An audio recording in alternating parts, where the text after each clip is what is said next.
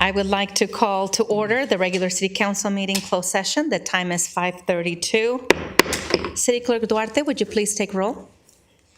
Yes, Mayor. Councilmember Pemberton? Present. Councilmember Sosa? Present. Councilmember Trujillo is absent. Mayor Pro Tem Ortiz is absent. And Mayor Frometa. Present. Okay. Do we have any public comment that was submitted? We do not have any written public comment, Mayor. Okay, seeing no one is here for public comment in person, I make a motion to close public comment. Second. Okay, so ordered by the mayor. Let's see, the City Council will now recess to close session under the following authorities.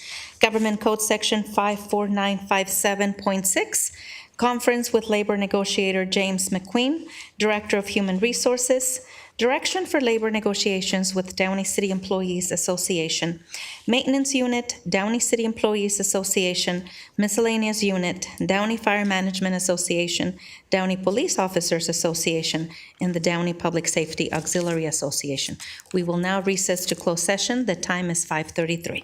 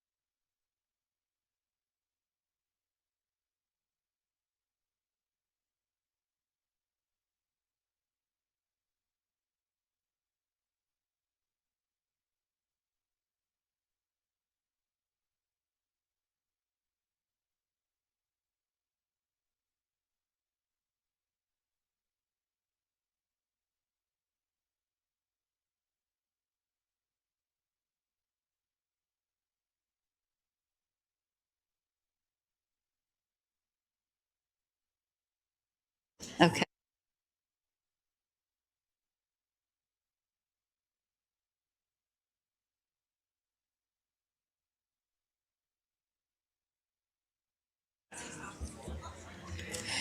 Good evening, everybody. Thank you for joining us. I will now reconvene the regular council meeting closed session. City Attorney Funk, will you please report the closed session items? Yes, good evening, Mayor, members of the council, and members of the public. The City Council in tonight's closed session addressed all matters that were agendized on the closed session agenda. Tonight, there was no reportable action from the proceedings. Thank you. Thank you, City Attorney Funk. And before we begin the regular City Council meeting open session, I would like to remind members of the audience that anyone wishing to speak during our public comment period must obtain a number card from the City Clerk. Number cards should not be exchanged with other meeting attendees. If you decide not to speak after taking a number or decide to leave the meeting early, you must return the number card to the city staff. If you did not obtain a number and wish to speak, please proceed to the back of the room and city staff will issue you a number card. Lining up during public comment will not be permitted, and each speaker should remain in their seat until their number is called. The time clock will begin when you begin your comments. Per the city's council meeting rules and for fire safety regulations, all persons shall remain seated unless addressing the council or entering or leaving the chambers. Standing in the aisles or along the walls is prohibited. There is overflow seating outside available in the lobby, and if there's no available seats inside. I will now call to order the regular City Council meeting open session. The time is 6:32. City Clerk Duarte, would you please take roll? Yes, Mayor. Councilmember Pemberton? Present. Councilmember Sosa? Present. Councilmember Trujillo? Here. Mayor Pro Tem Ortiz is absent. And Mayor Frometa? Present. Thank you. I will now call, the invocation will be led by Pastor Chris from Calvary Chapel, Downey. Thank you for joining us tonight, Pastor Chris. Thank you. Good evening. The book of Nehemiah in chapter 1, it says in verse 5, this is Nehemiah speaking. He's just been made aware of the condition of the city of Jerusalem, but he's made aware of two things, the people and the place. And he finds out that they're not in good condition. And he says the following in verse 5, I said, I beseech you, O Lord, God of heaven, the great and awesome God, who preserves a covenant and loving kindness for those who love him and keep his commandments. Let your ear now be attentive and your eyes open to hear the prayer of your servant, which I am praying before you day and night. Let's pray. Heavenly Father, we come before you with grateful hearts, thanking you for the city of Downey, for its people, and for the opportunity we have to serve them. We ask for your presence and divine guidance as this council gathers to conduct matters that are set before us. Grant the mayor and each member with wisdom and discernment, that decisions may be made with integrity, with fairness, and with compassion. Help us to esteem, or help us to listen carefully, to speak respectfully, and to act justly, always seeking the glory of God and the good of the people. Lord, we ask for patience in matters of disagreement, for courage in matters or in moments that require difficult choices, and humility to recognize our dependence on you. May our words and actions reflect your love, and bring peace, unity, and hope to those we serve. We ask your blessing over this meeting, the city of Downey, and all who call it their home. In Jesus' name we pray. We all said, Amen. Thank you, Pastor Chris. Pastor Art Reyes, senior pastor, was not able to join us tonight, so we are thankful for another pastor. The flag salute will be conducted by Girl Scout Troop number 71453. Would you please come up and lead us in the flag salute?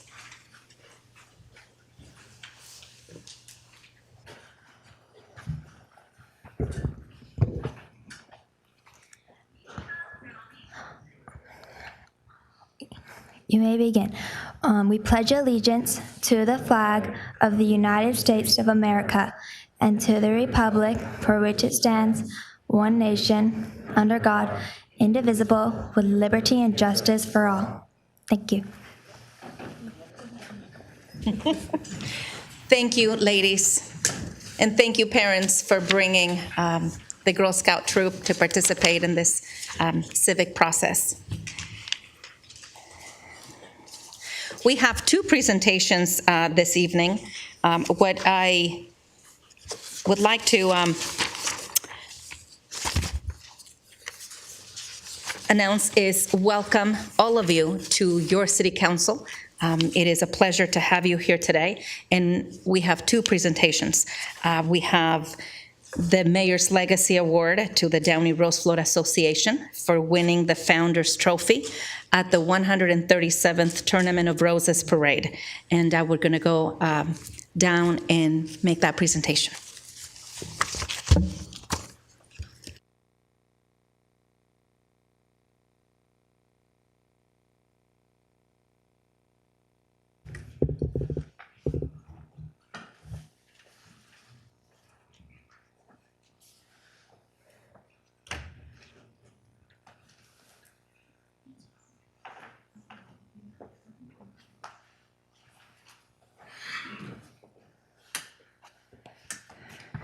Good evening again. I would like to call upon Andrew Malarkey, current president of the Downey Rose Float Association, to accept this recognition. And I will say a few things. Congratulations, Downey Rose Float Association, on winning this year's Founders Award for the float, The Glow of Achievement. As one of only 6 built and self-decorated floats, this entry stands out as part of a select group of community-created entries crafted for excellence in design and by dedicated local volunteers.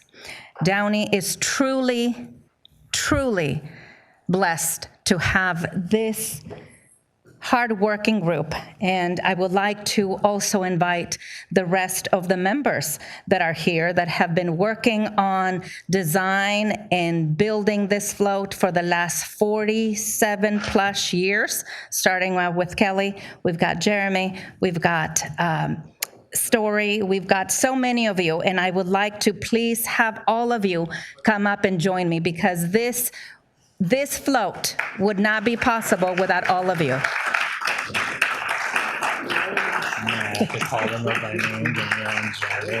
Yes, yes. I also would like to call, and please give them a big round of applause. These guys, Jen and Danielle, and our Rose Float chaperones and assistant chaperone. All of you. Let me tell you that from the board, we've got Kelly, he's the construction chair, Mike, Jason, John, Kathy, Alex, George, and Jason. This is such a significant group of people. We also have on the Rose Float board, Andrew as the president, Danielle, the first VP of fundraiser and master decorator extraordinaire, Aaron, the second VP of membership, Pam, memorabilia, Bernice, secretary, and Jennifer, the treasurer. These individuals right here, and of course, Jeremy, you've been past president for several years, several times, but every time we turn on our television on January 1, we look for in anticipation to see the city of Downey's Rose Float.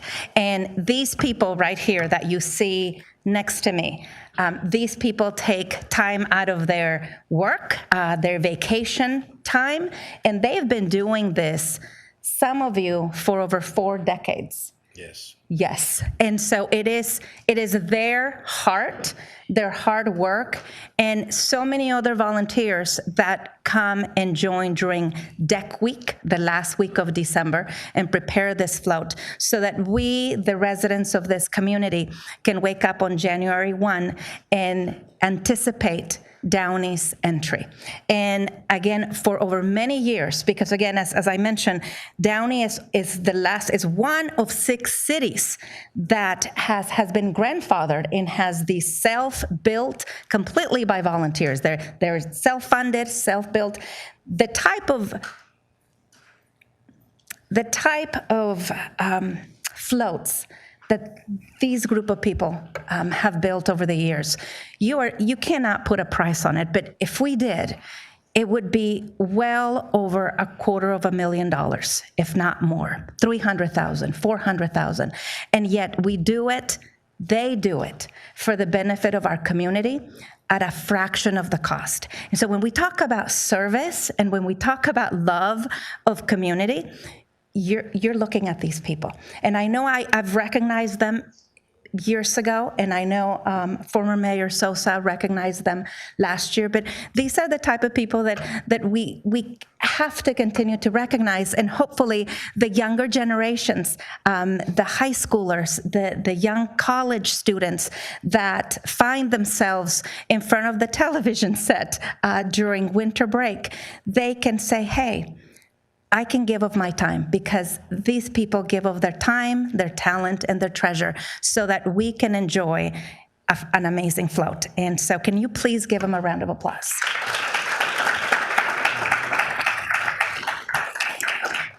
And certainly it is my hope, it is truly my hope that this council and future councils will continue to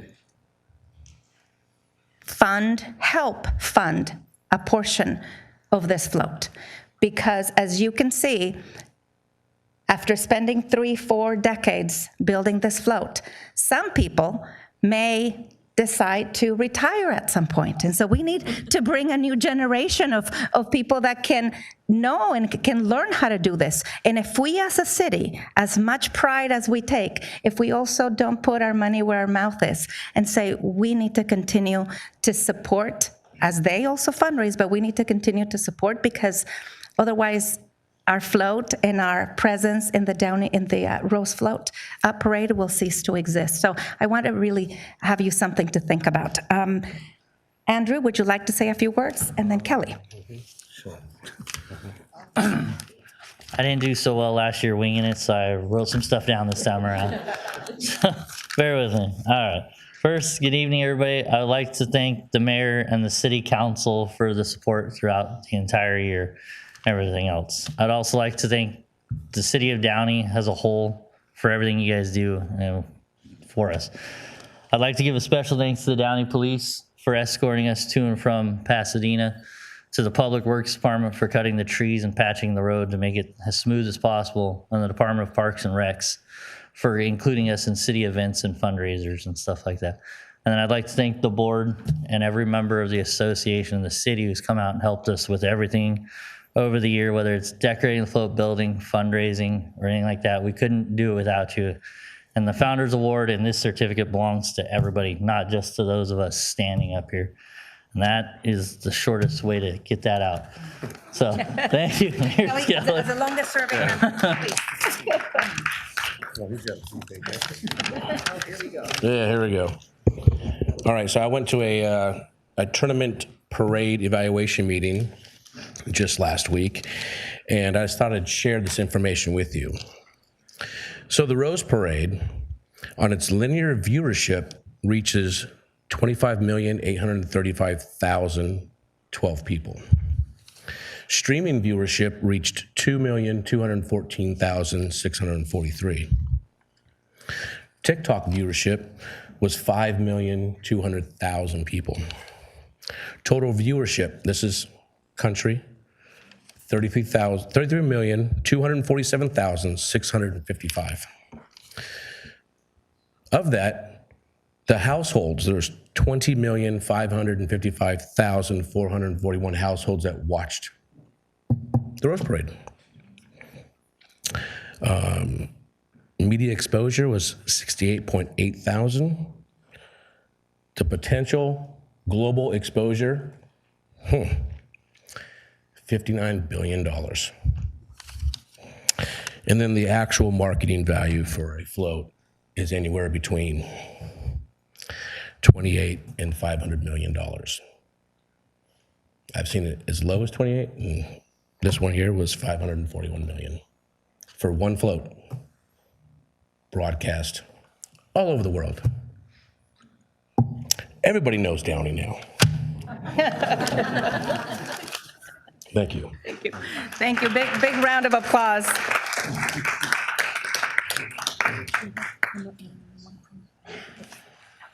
And we have also a certificate of recognition from Assembly Member Blanca Pacheco, and of course the Mayor's Legacy Award to the Downey Rose Float Association on behalf of the citizens of Downey in recognition of your win of the Founders Trophy at the 137th Tournament of Roses Parade for your float entry, the Glow of Achievement, given this 27th day of January 2026. Here you go. Thank you.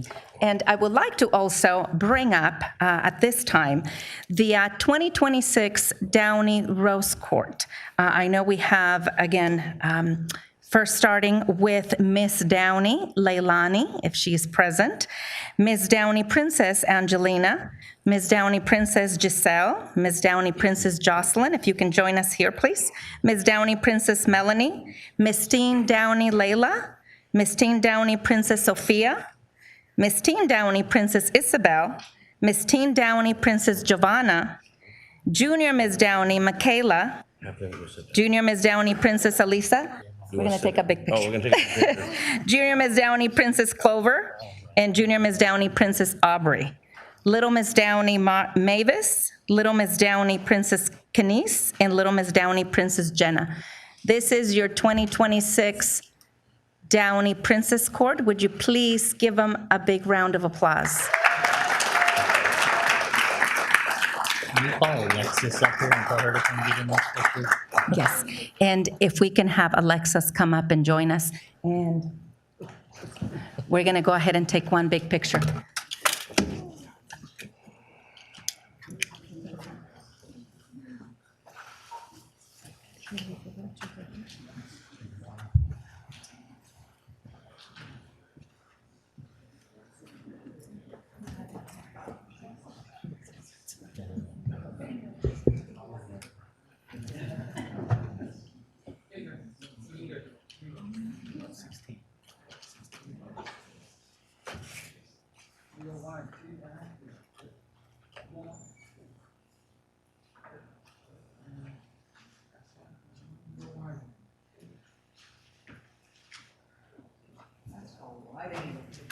Thank you, thank you, thank you. Thank you for joining us today.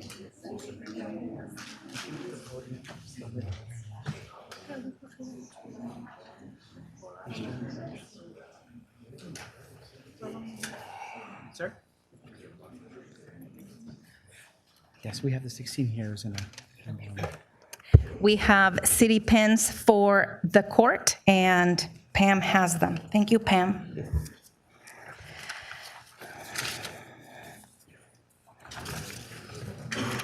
Give them another round of applause, please. And with this, we're going to take a 3-minute recess. I know that this will be a time where the court would like to probably take some photos outside, some of the parents that are here.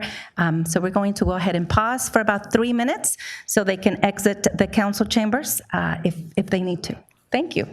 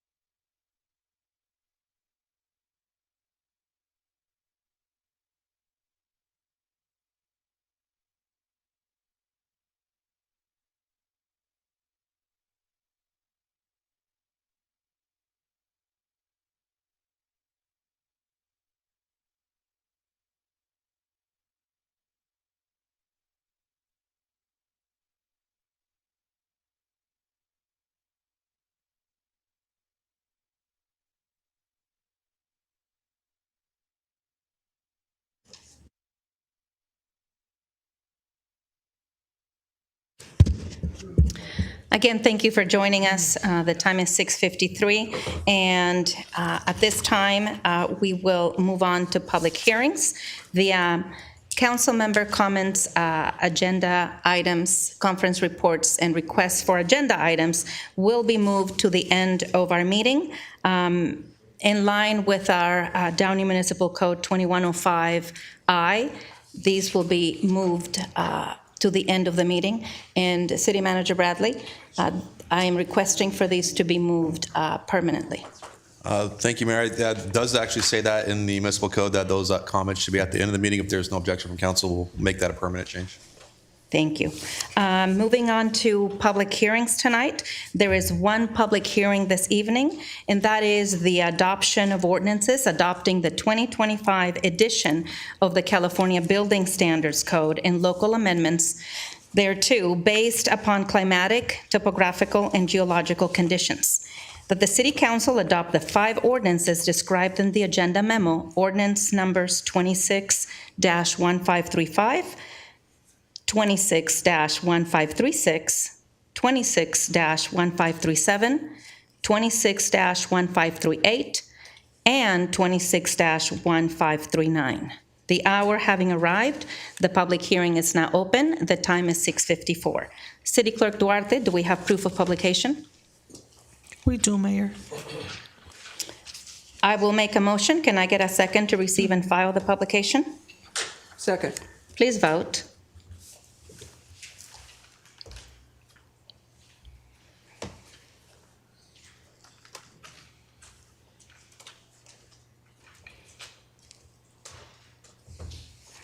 The motion is approved with Council Member Mayor Pro Tem Ortiz absent. Okay, thank you, City Manager Bradley. Is there a staff report? Yes, Mayor. Assistant Fire Chief Dan Rasmussen is here for the presentation.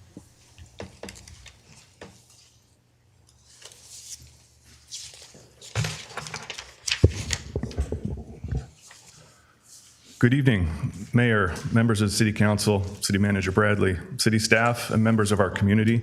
My name is Dan Rasmussen, Assistant Fire Chief and Fire Marshal. Thank you for the opportunity to present this evening.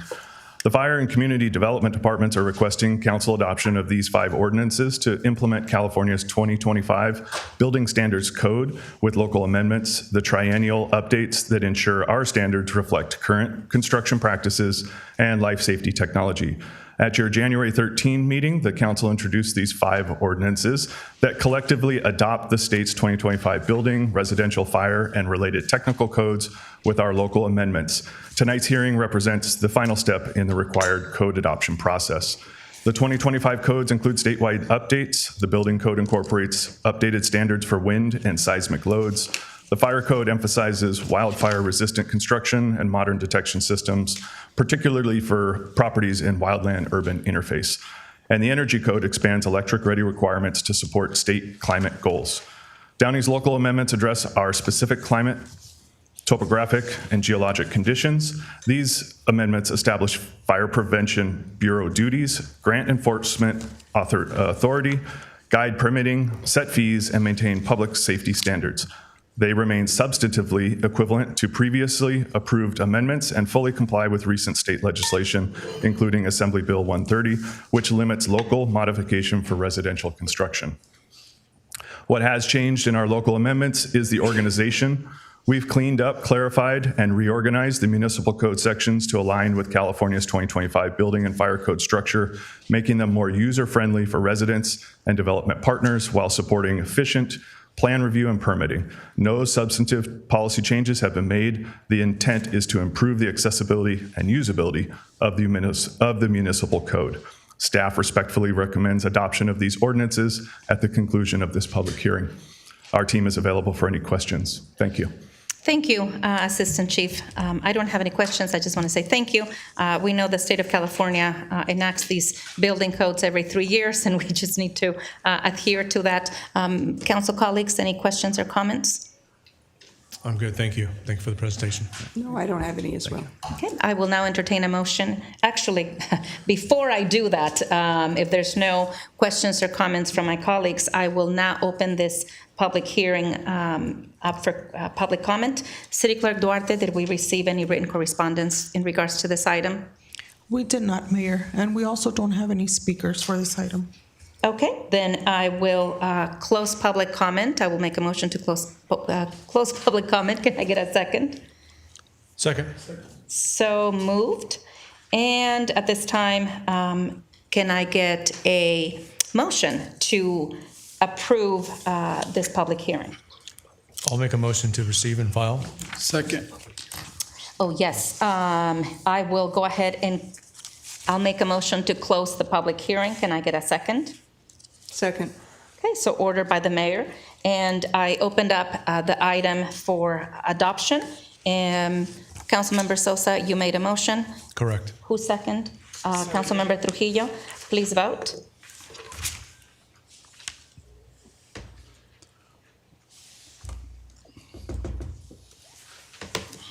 The motion is approved with Mayor Pro Tem Ortiz absent. Thank you. So we've now adopted the ordinances adopting the 2025 edition of the California Building Standards Code and local amendments thereof too.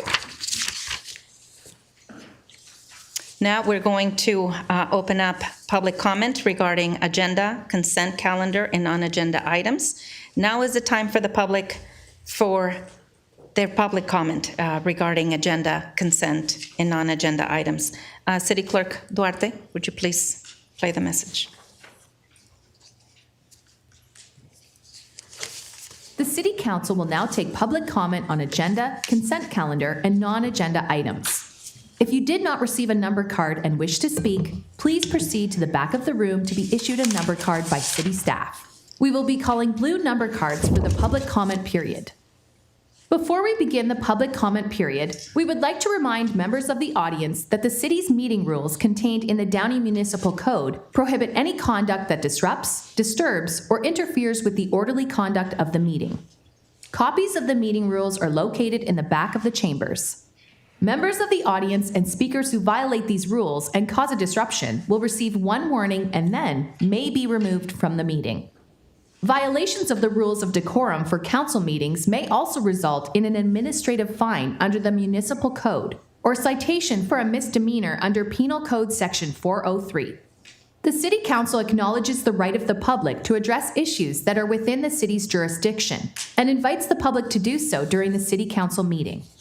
However, this right must be balanced with the need of the City Council to conduct the public business in a fair and efficient manner, free from disruption or disturbance. We expect that everyone who participates in today's meeting, from the members of the council here on the dais, to staff, to the members of the public in attendance, do so with respect and dignity. Please refrain from using profanity, name-calling, or behaving in a way that disrupts this meeting. This includes yelling, whistling, booing, screaming, and any other outburst that disrupts or disturbs the meeting. Any conduct that interferes with or disrupts persons who are addressing the City Council. Any conduct that interferes with or disrupts council members while they are speaking. Any other conduct that disrupts, disturbs, or interferes with the orderly conduct of the meeting. And attacks of a personal nature on city staff or city council members that have no connection to agenda items or non-agenda items. We remind speakers that your comments must be addressed to the mayor and not to any other council member, city staff, or the audience. Thank you, Alicia. Do we have any written correspondence that needs to be incorporated into the record? We do not, Mayor. Okay. How many speakers do we have? We have 7 at this time. Okay. Based on the number of speakers, each speaker will have 3 minutes to address the council on matters within the city's jurisdiction. Thank you. And I remind all the speakers that you must remain seated until your number is called. Speaker number 1 may come up.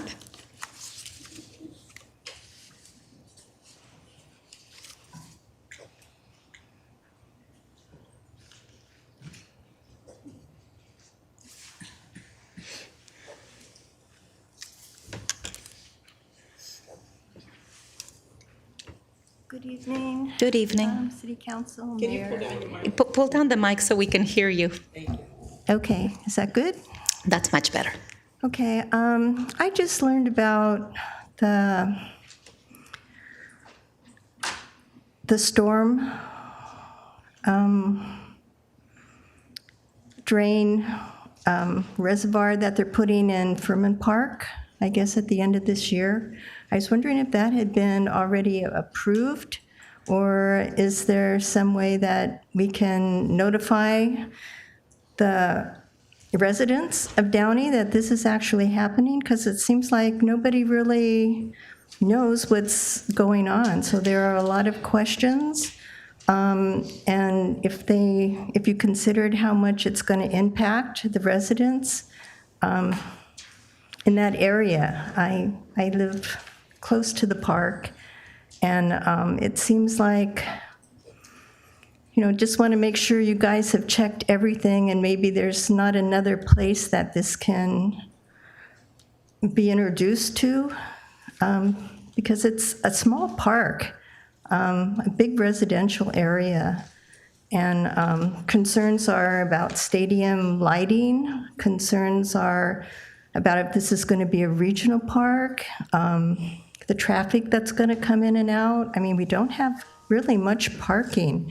So there are just a lot of concerns that, have come up that I haven't really seen where it's all mapped out clearly, and wondered if, really all the residents had really been notified of the impact that this is going to have on our neighborhood.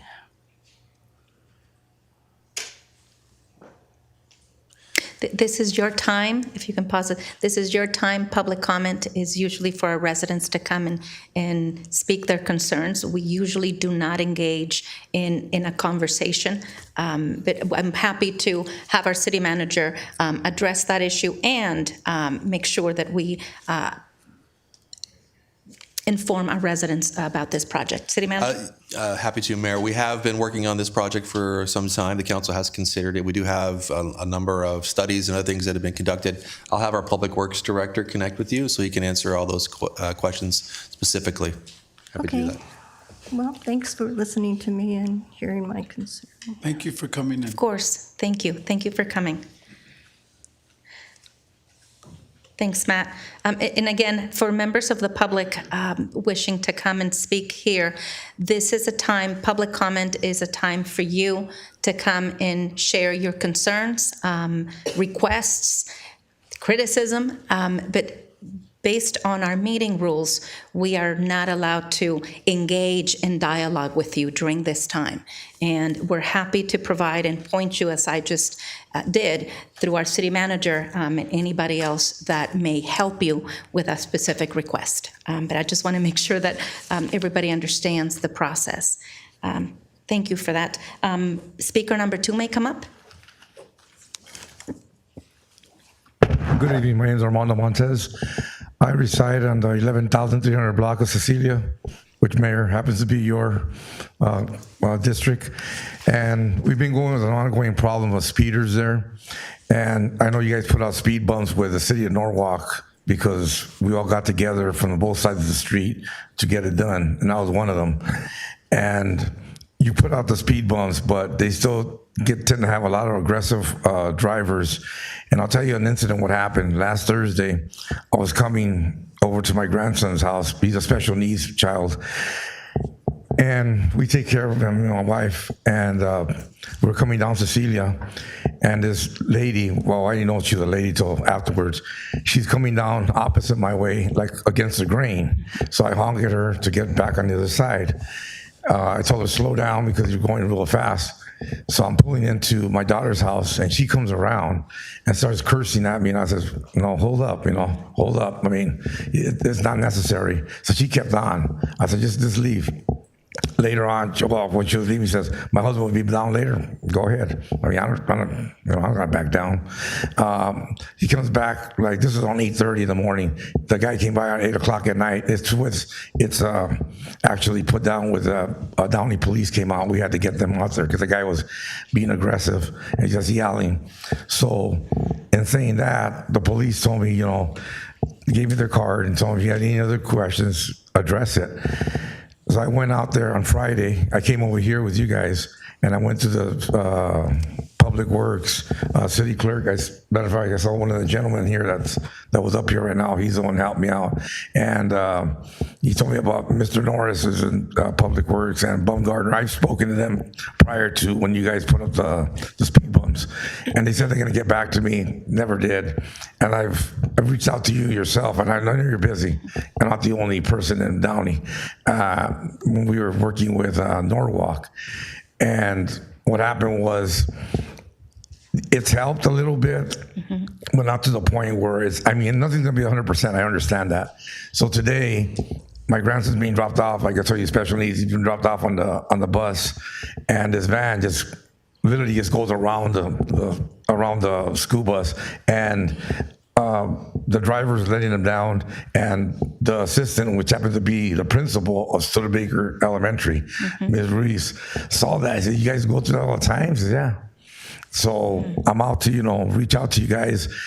If you guys can put more patrol out there, I'm sure they're speeding. I mean, their limit is 15 to 25, 15 going into into Norwalk, 25 coming into Downey.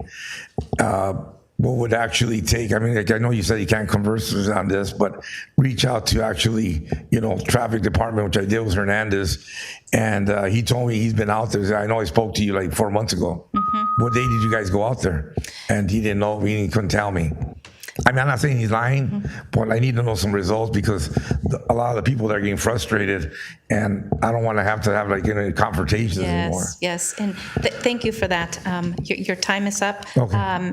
Matt, can you talk to the resident? And you said it was 11,800 block of Cecilia. 11,300. It's 300. 3, yeah. Got it. Thank you. All right.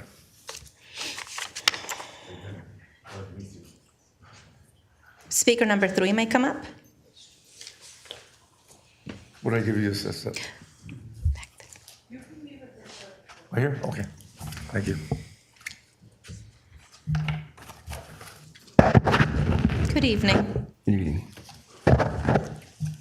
Lee Squire, Vietnam era veteran, U.S. Army, federal civil rights advocate. Subjects. First, Black community and federal civil rights. January the 19th was Martin Luther King Jr.'s birthday. I also recognize him as the father of the civil rights movement.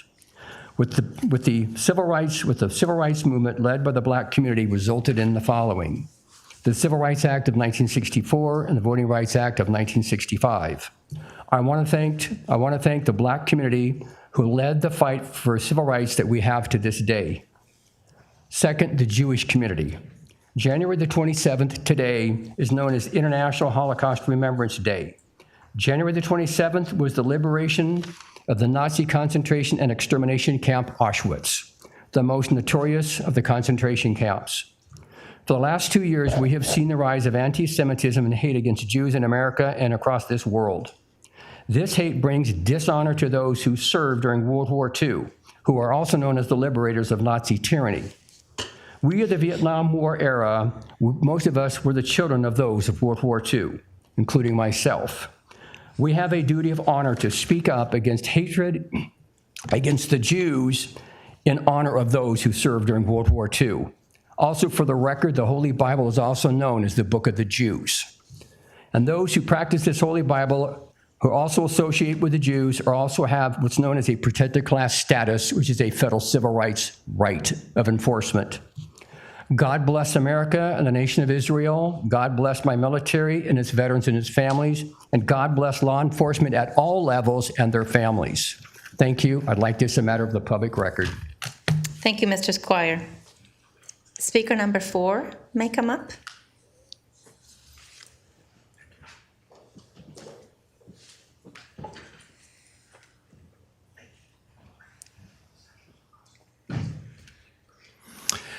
Good evening, Good evening. Madam Mayor, members of the City Council, Mr. Bradley, staff. I have some brief comments I want to talk about what's happening in our country today. Point number 1 is that I support, in general, ICE. Point number 2, in general, I support the people who demonstrate peacefully in our country. Point number 3, is that if either one of those groups violate the law, they should all be held accountable by the violation. Madam Mayor, this ends my comments. Thank you, Mr. Lacy. Speaker number 5 may come up.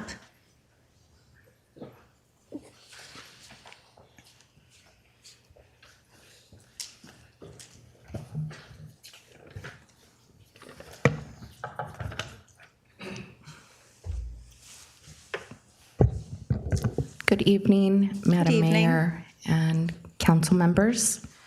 In the words of Dr. Martin Luther King, there comes a time when silence is betrayal. This community is full of hurt and fear. Our community has a long history of being used and exploited by many of our mayors and council members for many years. Downey has been used as an opportunity for growing their personal wealth and as a stepping stone to elevate their political careers. In the past, we've had previous Mayor Rick Rodriguez declare no conflict of interest when they kept a city security contract with their personal company. Previous Mayor Kurt Kartosian sells tequila and fancy tequila bottles and advertises Loteria-themed nights at their local restaurants in downtown Downey, yet remain completely silent regarding what's going on in our community. Ex-Mayor Mario Guerra attempts to meddle in Downey politics every chance he gets and self-inflates their ego by continuing to refer themselves as mayor, although their mayoral run ended over a decade ago. Claudia Frometa, you've repeatedly complained that your first mayoral term happened during the pandemic and that you didn't get to do much. You completed a second term. Dorothy Pemberton essentially handed you a third term, citing no other reason other than that you didn't get to do much your first mayoral term due to COVID. The only thing lacking during Frometa's first mayoral term was photo ops. Downey is more than a background backdrop for your photo ops. Our community has had enough, and it's time to say basta. No more to these vulture-like politicians who like to pretend to love and understand our culture and community. They benefit from using this community as a prop. They remain silent and refuse to speak out against the unjust profiling and abuse that people of Downey are facing. Downey, let's do better in seeking out, supporting competent and caring city officials. Madam Mayor and council members, please take action, speak out for our community, or resign. Thank you. Thank you. Speaker number 6 may come up.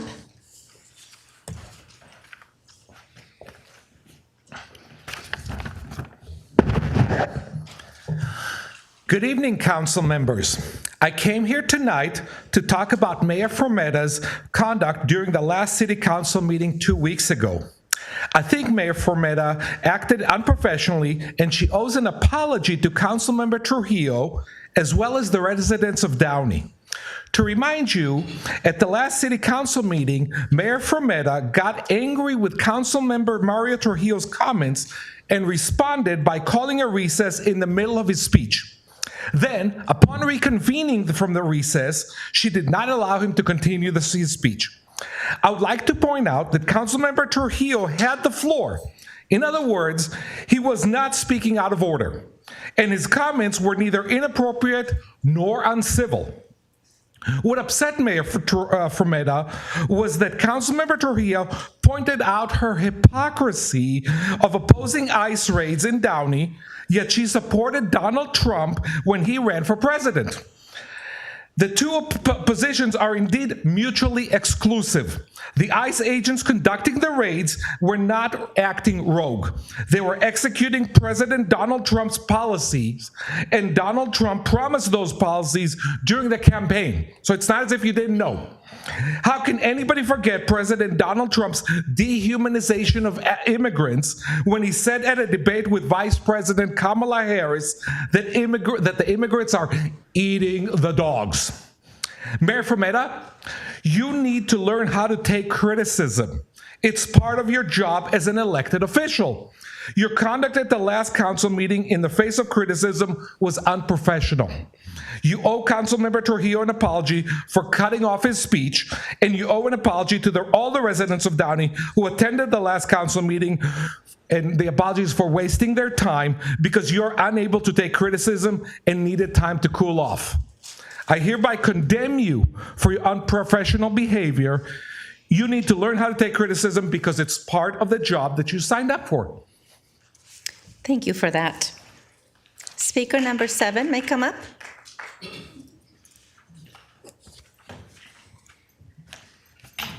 Good evening, everyone. Good evening. And I do agree with the person that says we have to respect the Constitution, and the Constitution, it applies to all of us. And even if a person is undocumented, and whether we like it or not, it applies. And what you want to see, you want to turn twist to truth into whatever your reality. That's really the problem that we have here. And just walking out of, coming out in here, somebody just said, oh, the crazies are not here. You know what?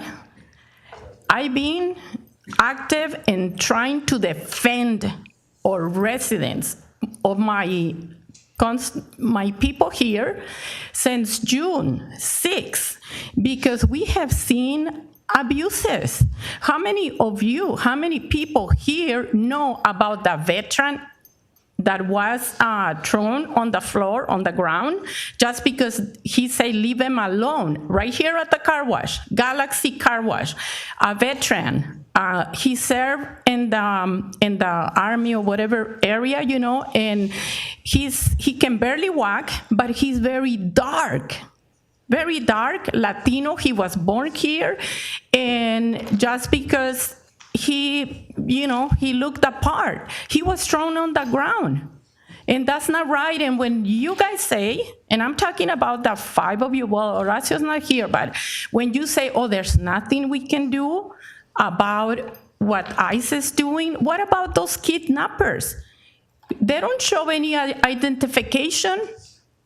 What about them? That's what we are. We're not saying, you know what, we are against ICE. What we are saying, enough of this abuse with the residents. Just because we look brown, you're gonna take us down. You're gonna, and people screaming, I'm legal, I'm US citizen, I was born here, but you're too brown, and I respected. The kid in Minnesota, working, they were pulled out of Target, and just because they look brown, and he was all bruised because they threw him in the middle of the street. So I want you to do something. I understand you are in another, the city is divided, and I understand you are in another, there's two, the ones that are pro, the ones that are against that, but you gotta see reality. Those of you that you know who you are, that are pro ICE, but we are asking, please stop, or you can do something about the abuse that is happening in here, the kidnapping. And myself, I've seen with plates from Mexico. Do me a favor, they are undercover, they're using plates from other state. I was embarrassed that they were using a plate from my state. Come on, you gotta do something. Yes, you can do something about it. Thank you for that, Ms. Mejia. Speaker number 8 may come up.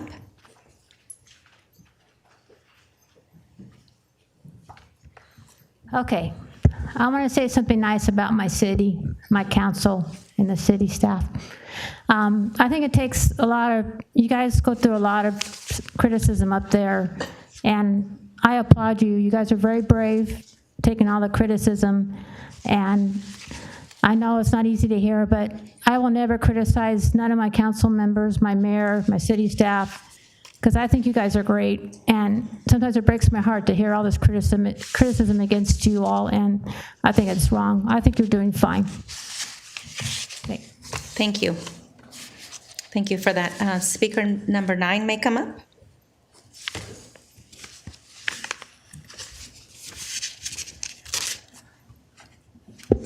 Hi. Good evening. My name is Michelle Farina. I'm a resident of Downey, and I work here in Downey. I just want to say, as a reminder to everyone in the community, that ICE is trained by IDF soldiers on their tactics.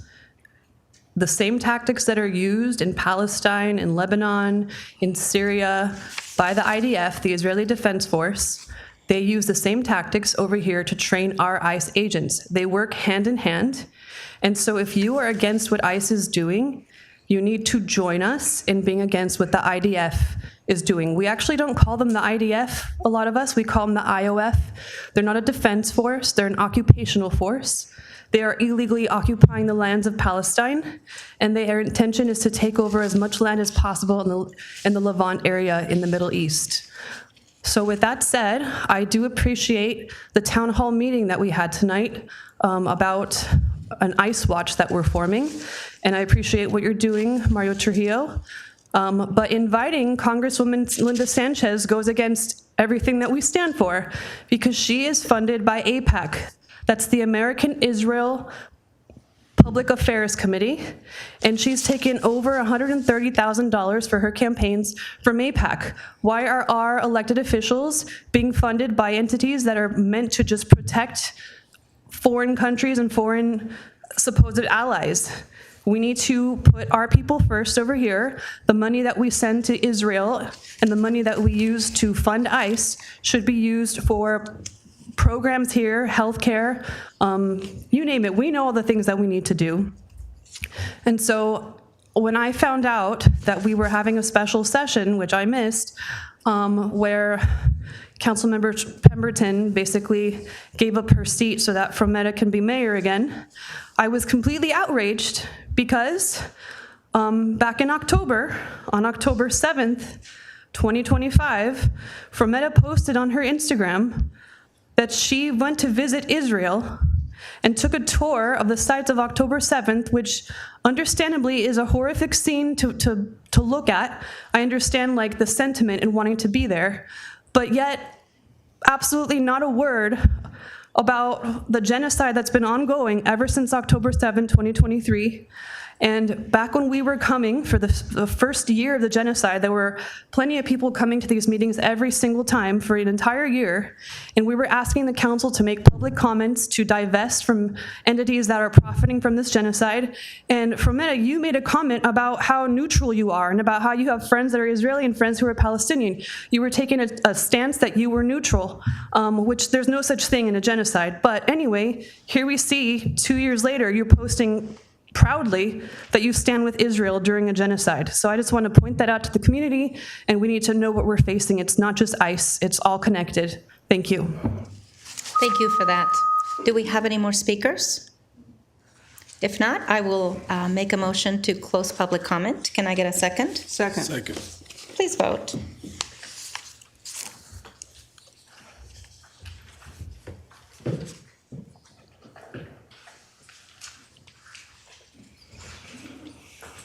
The motion is approved with Mayor Pro Tem Ortiz absent. Thank you. Now is the time for consent calendar items. Are there any council members that would like to remove or abstain from an item? I just wanted to comment on a couple consent items that we're going to approve, just to let our public know. On item number 4, it's going to be the procurement. We're going to get 5 Phase 3 fast-charging EV stations at the Civic Center. And we currently have a lower level, so we're going to be approving design, procurement, and installation. And number 5, we're getting new HVACs at the McCacken Gym. They're 20 years old, so the gymnasium will have good functioning HVACs in summer. And also number 8 is important for our residents. The alleys are starting to be repaved. The group includes areas by Imperial and Aidenmore eastward, Lakewood from Meadow to 5th, Washburn Road. I know Councilman Ortiz has been working for Washburn, between Bellflower and Regent View. And there's quite a few alleys in my area, Orange Estates, and over by Lorena, the multifamily residential area. So we really appreciate the alleys getting that look. And lastly, item number 9, We're pleased to announce that the MOUs have been reached between the city and the Downey Firemen's Association for the next 4 years, and funding for that will be coming from measures S, D, and our general funds. So thank you. Thank you, Councilmember Pemberton. Yeah, I'd like to pull item number 12 for discussion. Mayor? Okay, anyone else? Okay, then if no one else, we are If I pulling. could just, a quick aside, Mayor, if I will. Item number 12 does have some relation to items number 10 and 11, so it would be appropriate to discuss those items in tandem if F1 is to be pulled. Thank you, John. If, May I inquire from the city attorney, Madam Mayor? If he's only asking to pull 12, why do we need to pull 10, 11, and 12? At least, Councilmember Trujillo, in response, at least items 11 and 12, from what I interpret them in the agenda, are related to one another because those positions are being changed out. At least items 11 and 12. Okay. Thank you. Well, without further, we will go ahead and pull those two items for discussion, and let's go ahead and take a vote to approve the rest of the consent calendar. I move to approve. Second. Okay, please vote.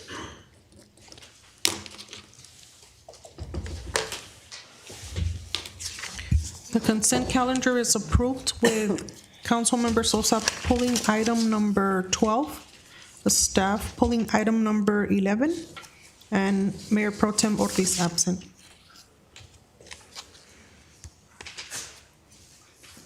I'm going to turn it over to you, Councilmember Sosa, in regards Thank to you, Mayor. discussion. Simply, I pulled item number 12 because this is a no for me, and I'll tell you why.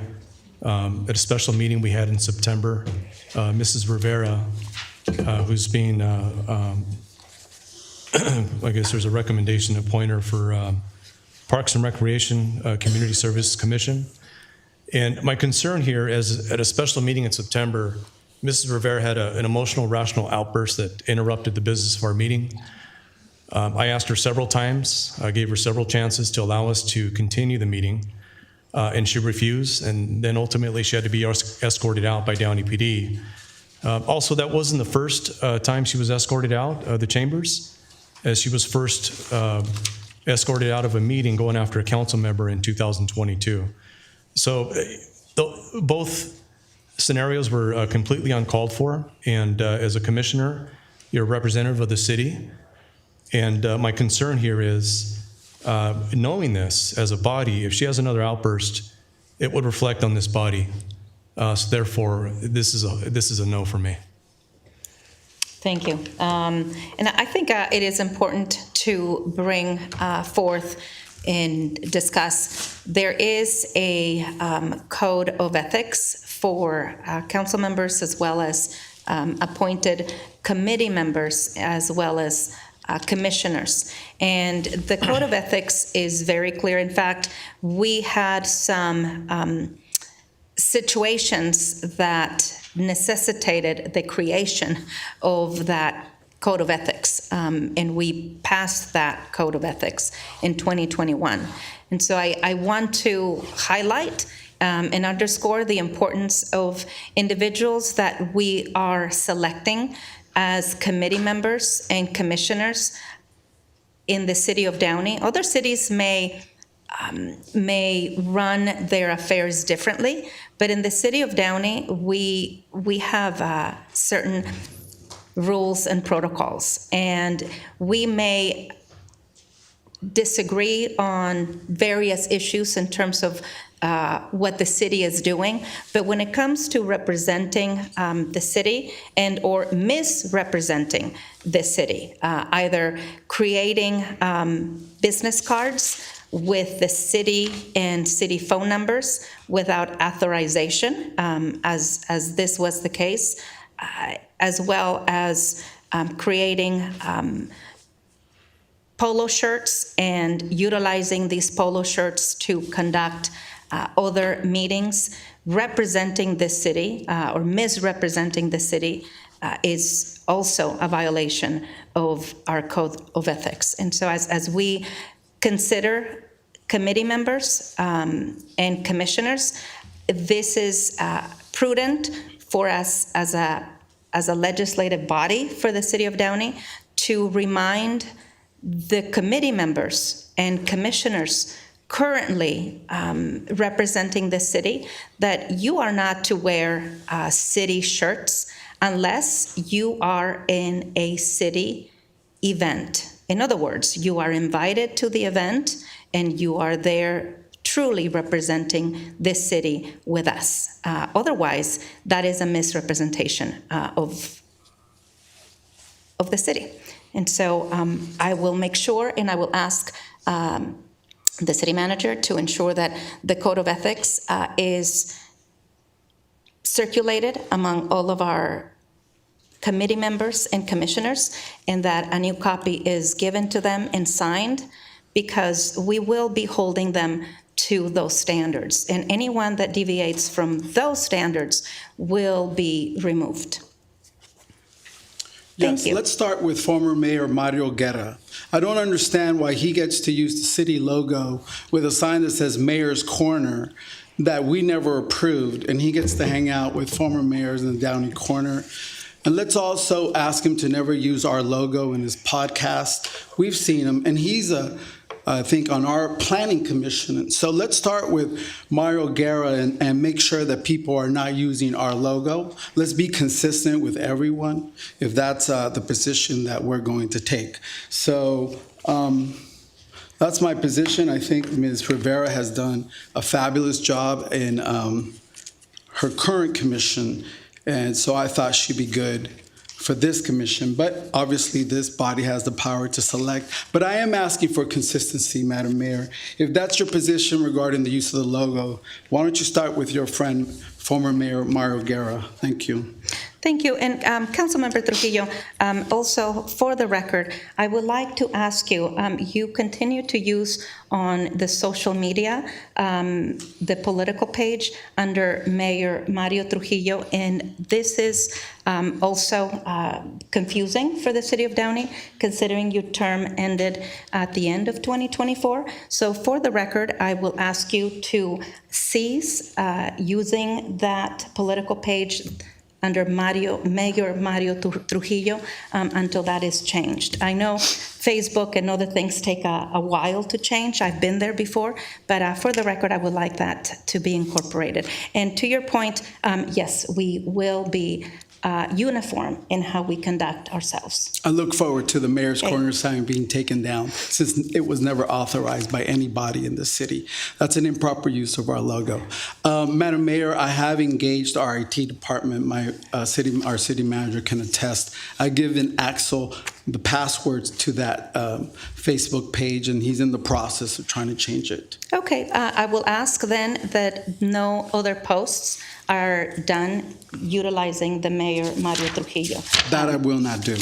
Okay, Madam Mayor, I have a few comments before we just close this out. You know, I've sat on Public Works for, a number of years and Park and Rec, but on Public Works, we did not do a number of things that Ms. Rivera had done, as already mentioned. And it was shown to me by others, specifically with the business card and printing your own business cards and your own logo with the city on there, using the wrong name of a commissioner when it was committee member, again, using and printing city logo without our authorization. But recently there was a town hall sheet someone showed me that she was putting on, not our neighborhood watch that does it for everyone, her own individual town hall stapled with the business card, out of the area, also then posting on social media with her political candidacy, promoting it.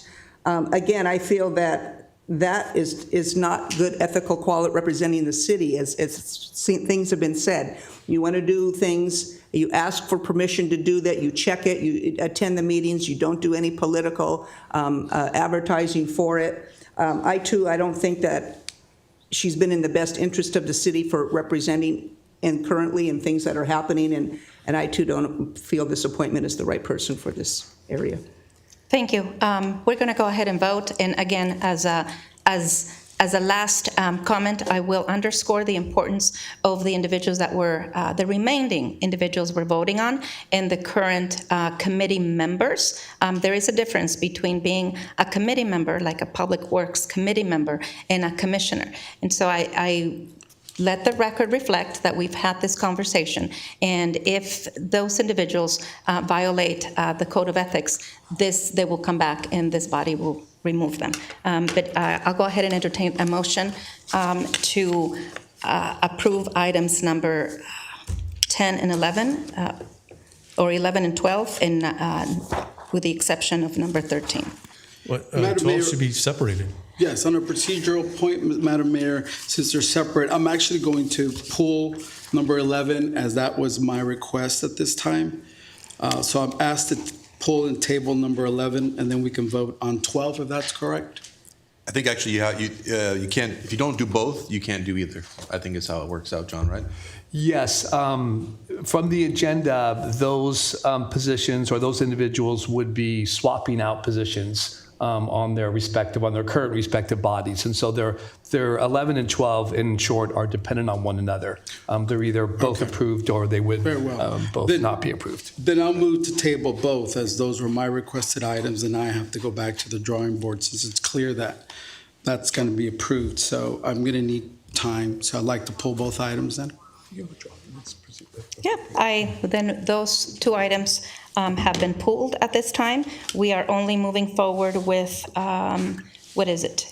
I think 10 was already approved as part of the consent. 10 had been approved as part of the consent calendar, so it would be the record, Madam Clerk, that Councilmember Trujillo withdrew on his own items number 11 and 12 for consideration in tonight's proceedings. Okay, so moving on, that was that, and moving on to the next item on Madam Mayor, our agenda. if I may, I can get together with Axel afterwards because I was able to change my title back from mayor to council member on Facebook within a day. So I'll get together with Axel on that. I will attest that Axel has been working with them to make that change, and it has been submitted to them. And with all due respect, I don't doubt that. I had, when I was council member going into mayor, it took like 8 months for Facebook to approve. But for some reason, after I had the mayor title on Facebook for like 2 months. But then when I went back and I had to do it on a desktop, not the mobile, I was able to change it right away, and I was actually surprised. So, I mean, I can get to go with it. So the desktop worked? Yeah. Yes. Okay. It's not on the phone. It has to be the desktop. Okay. Yeah. We'll have Axel try it on the desktop. Thank you. All right, so that's settled. We're going to move on to administrative reports. And now is the time. We have one administrative report this evening, and that is a discussion regarding a cat spay and neuter rebate program, and that the City Council receive an update regarding SIACA's cat spay and neuter programs, and consider staff's recommendation to have SIACA continue and expand its cat spay and neuter programs based on recent information gathered from SIACA. City Manager Bradley, I see Judy Montenegro ready with a staff report. Judy, good evening. Good evening, Mayor Fermet and members of the City Council. So I'm here this evening to provide an update regarding SIACA's cat spay and neuter programs. So based on the information presented tonight, we are asking for the council to consider staff's recommendation to have SIACA continue to expand its cat spay and neuter programs. As you know, these programs provide affordable or free sterilization surgeries to help control pet overpopulation, reduce shelter intake, and improve cat health, among other benefits. So first, I'll just start off with a brief background on this topic. So at the fiscal year 2025-2026 City Budget Workshop held in June of last year, Councilmember Pemberton requested that staff look into the creation of a cat spay and neuter rebate program to assist residents with veterinary costs associated with these procedures. On September 9th, 2025, during a regularly scheduled City Council meeting, staff presented its findings based on information gathered from similar programs offered by surrounding cities, and asked for the council's direction on the creation of a city cat spay and neuter program, which included a one-time appropriation of up to $20,000 from the general fund balance. Following staff's presentation, the City Council took no action on the item and requested that staff evaluate the programs that SIACA is currently offering to the public. So per the council's direction, staff contacted SEACA, and they shared they have multiple spay and neuter programs underway. Last year, during the months of September, October, and December, SEACA partnered with other agencies to provide these programs. For the event held in September, a total of 40 surgeries were performed for Downey pets. This included both cats and dogs. SEACA provided additional data for other events that were held last year after this staff report was submitted, and that information is as follows. From October through December of last year, a total of 107 surgeries were performed through the Good Mobile Clinic, and a total of 20 pets were from the city of Downey. Specifically, on October 9th, there were 7 pets from Downey, October 30th, 6 pets, November 6th, 5 pets, and December 4th, 2 pets from Downey. This was a program in partnership with the Good Mobile Clinics, which offers low-income spay and neuter services. So SEACA has confirmed they are continuing their partnership with the Good Mobile Clinic this year and has provided a schedule of upcoming events, with 1 clinic being held every month from now until June. SEACA is also planning to have the ASPCA bring their mobile unit to the care center to provide spay, neuter, and other pet medical services to the community. Lastly, SEACA just relaunched their Big Meow and Big Woof programs in December 2025. These are low-cost spay and neuter programs that were previously suspended. So the city provides annual funding to SEACA for animal control services as part of a joint powers agreement that the city has in place with the agency. The table showcased in the staff report indicates the amount of funding SEACA has received from the city over the last few years. As you can see, the amount of funding has increased over the last few years. Just this current fiscal year alone, the city is providing $1.1 million in funding to SEACA. It is important to note that SEACA's fund balance as of June 30th, 2025 was approximately $11 million, putting their reserves at over 100%. It is estimated that their fund balance will be close to $15 million as of December 31st, 2025. To put this into perspective, the city's reserve balance policy is at 35%, and the GFOA states that a minimum balance should be 2 months of an agency's operation. This amounts to approximately 17%. So based on the information provided in the staff report, staff believes that the best option would be to request that SEACA make cat spay and neuter programs an ongoing priority by allocating monies every budget from its own funds. The city does provide a significant financial contribution annually to SEACA, and a large portion of the existing SEACA fund balance is from city-provided revenues. So SEACA has available funds, and these types of programs fall under their purview. If the City Council agrees with this recommendation, staff can work with the new Executive Director of SEACA to ensure this service is a priority and that there is ongoing funding for these programs. The city will also continue sharing information and on other related services offered to the community via our social media platforms. So this concludes my presentation. I'm happy to answer any questions you may have. Thank you, Judy. Thank you for this informative presentation. I know how passionate we are about pets. I know I served in SEACA's board for a couple of years, and I'm very happy that Councilmember Pemberton is serving. She's doing a fantastic job. And having these numbers in front of us, they're very telling. We increased our funding to SEACA from year over year, over $250,000. And looking at their robust reserves, I do believe that is imperative as a founding member city that we hold SEACA and that we have them conduct these spay and neuter programs, because you mentioned the number of animals that were serviced by Downey, and Downey being a founding member, and when we are contributing over $1 million to this boutique agency, it is imperative that we provide our residents the services they need, and those are much, much needed. I can't stress enough how much we support the spay and neuter programs, and I think it was important for all of us to see the financial picture of where the agency is, and make sure that they allocate funding that benefits Downey as a founding city.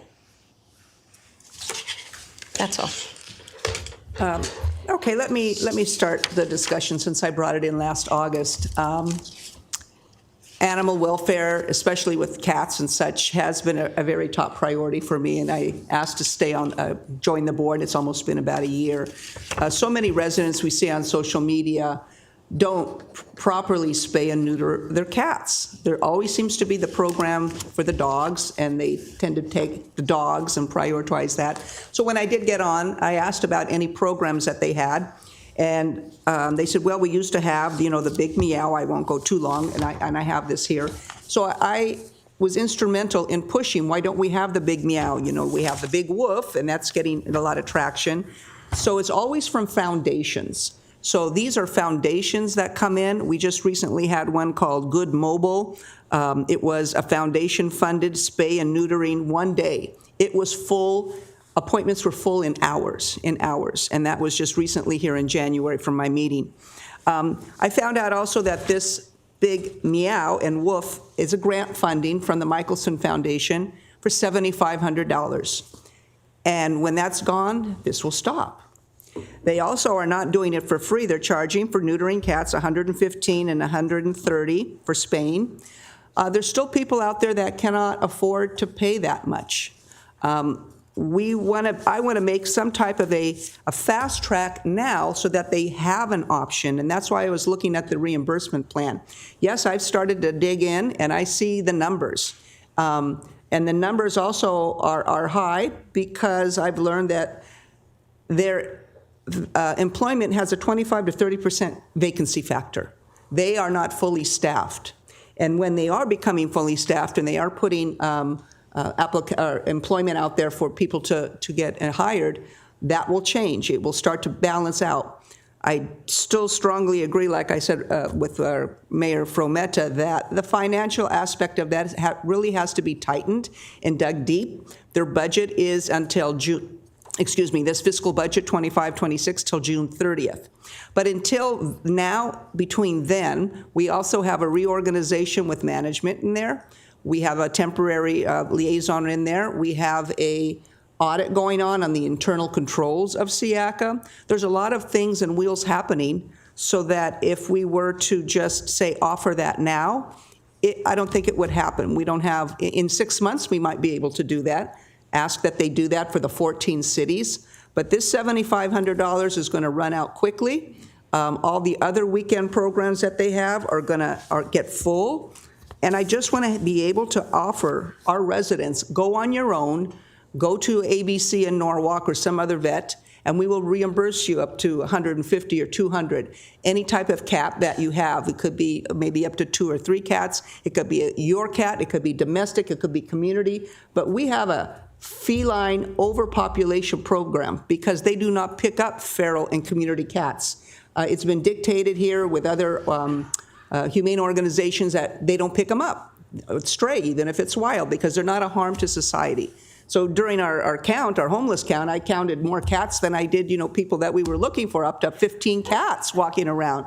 And it's sad because they're going to multiply, and spring is coming. So maybe for right now, rather than put that amount that I had requested originally at the $20K, that we can implement something now between now for 6 months until I can come back to SEACA. Many of the other cities are also having a program on their own that they offer something or reimbursement. But again, this big meow, it isn't free. They are still paying. They're going to be running out. I guarantee you running out of that $7,500 pretty quick.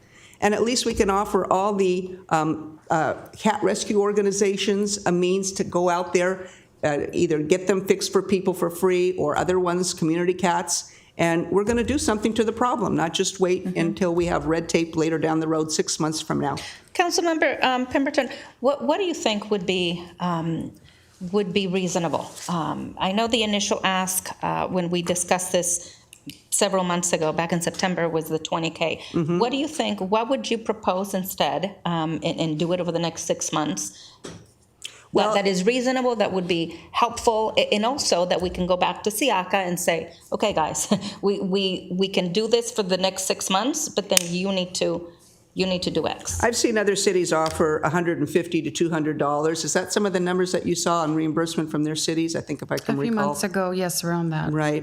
And we can see what the fees are here. I would say perhaps rather than up to $200 a person, let's just do $150 a person. Bring it back down, make it up to 2 or 3 cats if they had it, maybe 2 cats, a limit of 2, and start that for 6 months so that they could go on their own to a licensed, authorized veterinary to perform the service. Or if, I don't believe SIACA is actually doing the surgery on site. This is through another. So now, and what would be your recommendation in terms of a set amount? So two cats per household or per individual? 2 cats per individual, up to $150 each Right. procedure, and maybe $10,000 for the next 6 months. Revisit this in 6 months.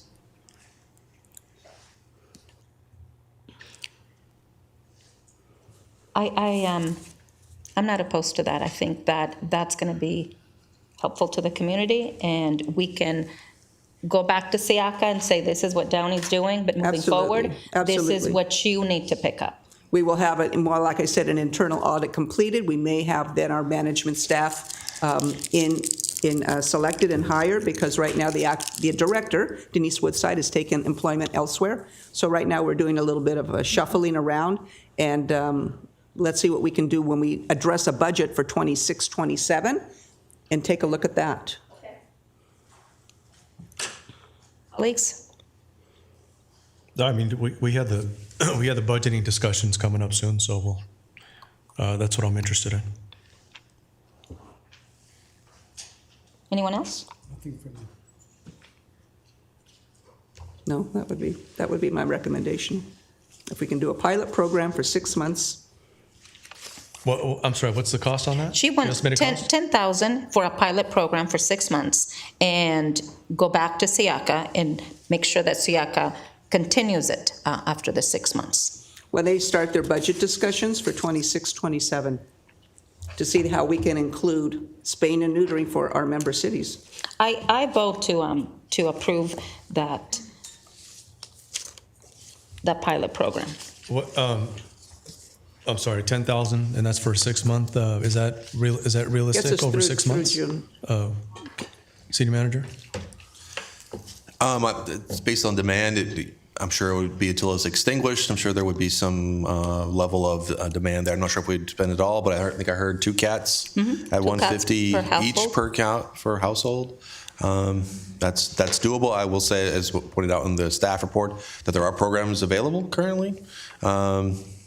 Our recommendation simply was is if you look at SIACA and have them spend their money first. That was, so I think it's possible. Is that staff's recommendation to have SIACA spend their money first? That is, yes, correct. Before we commit to any money? And you know where you get them for free? It's called Fix Nation out in Simi Valley. And I've listened and talked to a lot of rescue organizations, and I think that Fix Nation may be closing down. But Simi Valley, I'm not going to quote me, but they said Sun Valley. Sun Valley. And it is closing down. See, And it's only for stray pets, not your pets. Okay. so you know. Oh, sorry. Thank you. We didn't hear that, but thank you. Yeah. I mean, I'd be in favor of allowing SIACA to spend their money first before we commit to any dollars, any additional spends. That's my position. Then it's going to be at least till July. I just don't want to wait that long. You know, we can do something temporary right now, but that's your prerogative. We can always bring this back, right? We can always revisit this in the meantime if it gets pretty thin. But what That's council's direction. Oh, can we I can't know, I'm have sorry. that. I appreciate your comment. We have can't that. speak. But again, Councilman Sosa, my objective is to do something now. We have cats that need to be fixed. This will be running out. Maybe some won't even do it because they can't afford it. Let the individuals who want to take that notion to spay their animals to stop this overpopulation have a method to do it. Well, and I think what is important here is allocating the funds, and again, you have to be a Downey resident. They have to be your pets, and let's see what type of demand there is. Right, there may not be much, but- there could be very little demand, and we reallocate those funds. And I think SIACA can do more, and I will work with the other board members to put together a program. My question is for Judy and City Manager Bradley. I mean, we're throwing out a figure of $10,000, and if the staff's recommendation is to exhaust or have SIACA spend their monies first, I don't know if $10,000 makes sense. Is there, when staff has a recommendation to spend SIACA's money first, is it possible that $10,000 isn't even necessary from the City of Downey? Well, I think that's kind of what we're trying to provide in the analysis, is that they've got a reserve of $11 million that could be allocated at any time by that organization to fund these programs. Our recommendation is simply that take place before we spend our funds, but if council's will and direction is to go ahead and put city funds forward, we're willing to take that too. But yes, we believe that they have adequate fund balance to pay for this program and to provide for the city this year, next year, and probably a few years and beyond. Yeah, again, and I've said this before, the differential between revenues and expenditures is tight, and it could get tighter. And a lot of cities and municipalities and school districts are going through the same thing. And $10,000 in the grand scheme of things isn't a whole lot of money, but if SIACA has the reserves of $11 billion, why commit to $10,000 from the City of Downey? And if we monitor it, and let's say 2-3 months down the line, it's evident that the City of Downey needs to pitch in. Let's revisit it. I just hate, I just hate to commit to $10,000 where it's not absolutely necessary. It's not as much as the fund balance as being able to implement this program now when the breeding season is starting. If I was to go to our board, SIACA board, it's not part of the budget that they have right now budgeted. We would have to look, are there any unallocated funds in there? Again, we have a temporary person in management who might not be able to implement the program. The timing for SIACA to take it on now is not as good. That's all I'm saying.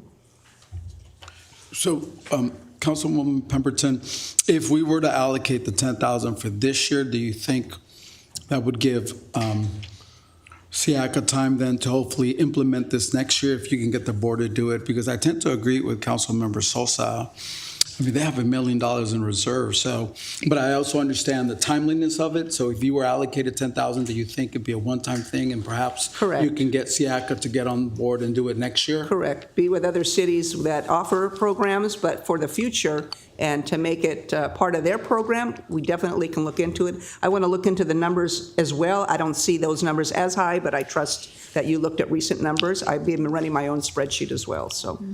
Well, and I'll just, for the record, I'm going to be adamant a no on this because it doesn't seem like it's absolutely necessary. If we get to that point, I think we can revisit this, but I don't want to just hand out $10,000 just because, and again, it's not a whole lot of money, but these things add up, and the spread between our revenues and expenditures is really tight, and it's getting tighter.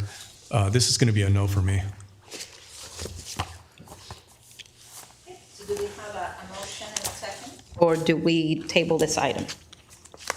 I'd like to move that we pilot a program for 6 months, allocating $10,000 for reimbursement up to 2 cats per household for spaying and neutering, with up to a reimbursement of $150 per cat upon proper receipts from a veterinary hospital and a licensed veterinarian. Okay, we have a motion. Do I have a second? I would second that if you would accept that it's a one-time expenditure for this funding cycle only. Yes, one-time expenditure for 25-26. Then I will second the motion. Please vote.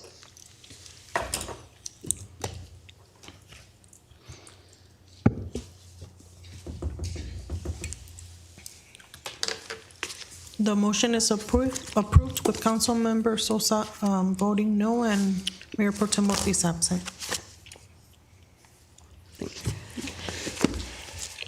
Okay, at this time, we are going to move into our city council member announcements, requests for future agenda items, and conference and meeting reports. And as I've indicated, based on our municipal code, this is how the meeting will go moving forward. I'm starting with my far left. Councilmember Sosa, would you please provide your comments? Thank you, Madam Mayor. I'll just keep my comments short. I do want to add that I did, this past Saturday, I did attend an astronaut commemoration ceremony. Great job, Ben Dickow. Great ceremony. I bring that up because I don't always talk about all the events I've gone to, but the Columbia Memorial Space Center is an important part of this community, and it is and will be continue to grow as the regional hub for science, STEM, and engineering education for our youth. It was a commemorative ceremony to honor the astronauts that we lost in the Columbia, Challenger, and Apollo 1. This is the 40th anniversary of the Challenger, and I think most of us can remember where we were when that happened. So, great ceremony. Thank you, Ben Dickow, and your team for putting such a great ceremony together. I do want to mention an upcoming event this Friday at 10 a.m., 10 a.m. to 12 p.m. at the Barbara J. Riley at the Apollo Park, hosted by Assemblywoman Downey's own Blanca Pacheco. It is a senior fraud prevention workshop. If you know any seniors who can attend that, please spread the word. That should be an event with a bunch of resources. And that concludes my comments, Madam Mayor. Thank you. Thank you, Councilmember Sosa. Councilmember Pemberton. Yes, thank you, Mayor Frometa. I attended and participated in the homeless count in Downey that we had last week, along with my colleagues Ortiz Sosa and Mayor Frometa, along with many other volunteers. We drove through different parts of our city from 7 to 10 p.m. to identify those we saw living on the streets or in the cars. The Homeless Solutions team coordinated with our MAPS and teams, and a big thank you to our Homeless Task Force Manager Sergio, along with CityNet and the staff. As we drove around, we located one individual. We had two large areas. We drove around another team located like 3 to 4. Results of the counts should be forthcoming, and then we'll see what's happening. I think our Homeless Solutions team is working hard to reach the residents, not the residents, the transients and the unhoused in our community. It's making a big difference. Last night, I attended the City of Bellflower mayoral transition. And we have a save the date coming up. TLC 14th Annual 5K is February 28th, starting at 8 a.m. at Apollo Park. I have a couple thank yous. Thank you to staff for conducting a request I had here on dais one time by adding a raised median on Florence at Tristan and Bellman, kind of like the old McDonald's. A resident concerned about that left turn arrow, that it might not be safe, that maybe it should close the median and close the traffic going down Bellman. But staff has determined there was no excessive collision history in the past 3-year period, so a median will not be implemented. I'll reach out to the resident and let them know as well. A shout out to our Public Works team for always quickly responding to graffiti and dumping. I especially want to recognize Louie for responding so quickly to my many requests on the Downey app. You get the Downey app for illegal dumping pickups. I reported something, a dresser drawer on Old River. I moved up the street a level, and there was Louie with his truck. And but this was at noon, and it was his 3rd truck full of stuff. So at the same time, we need to inform apartment owners and homeowners that you just cannot leave your dumped furniture on the sidewalk when a tenant moves out. I've spoken to a property manager who gave her tenant options for hauling all of their unwanted furniture, maybe $50. They have services that do that. They do a walkthrough. We have Athens that can come and pick it up, but we may need to look into reaching out into multifamily properties to let them know that their tenants, it's a chronic problem all around Downey. I know in District 1, my colleague, Mr. Ortiz, says that as well for that. So, you know, and I just want to make, I'd also want to make comments regarding the recent incident in Minnesota. The tragic loss of Alex Preddy is shocking, horrific, and deeply disturbing. And knowing he was an ICU nurse for veterans is even more devastating. This was someone who spent years helping others, and his last effort was helping a woman before he was attacked and killed by ICE. Yes, he had an open carry permit, and he did have a weapon on him, but at no time did he attempt to use it. ICE had removed his weapon before he was shot multiple times in the back. And what I and many others saw in the video was unbelievable and appalling. This is not how in the America that I grew up, or any of us. We are starting to live in scary times when due process is not being followed. This is not acceptable, nor should it ever be in America. We are a democracy that supports freedom of speech and peaceful protests. Holding a cell phone to videotape is considered peaceful. I've listened to a number of talk shows and speakers and political experts and news shows and commentaries because I'm that type of person that wants to learn from multiple sources and make my own decisions. There are some comments I've heard and learned from that resonated with me, so I'd like to share. I heard ICE is not properly trained. They are only getting 47 days of training, not months, like it's been in the past. And the number 47 should sound familiar. ICE has become a lawless mob. They are violating the policies of Immigration and Border Patrol. They are creating disorder and fear in communities, unlike other times in history where immigration enforcement was conducted. Why the difference? Sanctuary cities. Sanctuary states does not limit what local and federal law enforcement can do, what they can do in the past. So the other day I was speaking, last week I was speaking with a retired Long Beach police sergeant, and I said, in the past, it was working. What's the problem now? And he says, in the past, immigration could go into local police, could go to local police, and local police could call immigration for any undocumented felon or criminal being booked. Immigration would come to pick up and start deportation. But this can't be done now, and this is from him. So is a sanctuary city a benefit in helping criminals be deported? I say no, because law enforcement and our prison system should be working together to get the worst of the worst, like we've heard. Now they are what's called at-large arrests. They're the arrests that are being done now without warrants. But understanding this change does not give ICE the authority to violate the Constitution, raid neighborhoods, or profile people. ICE is lacking oversight, and Congress and the Senate need to take action to stop the way they are operating. Assault on the First Amendment and the Second Amendment. Assault on the Fourth Amendment for search and seizure, no warrants being used. Congress needs to speak out to get the Trump administration to scale back and de-escalate.